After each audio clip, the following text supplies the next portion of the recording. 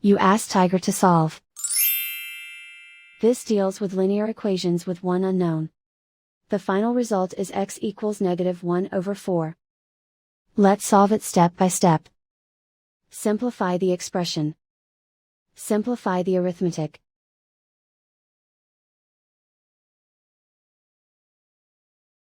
Move the negative sign from the denominator to the numerator. Find the greatest common factor of the numerator and denominator. Factor out and cancel the greatest common factor. Swap sides.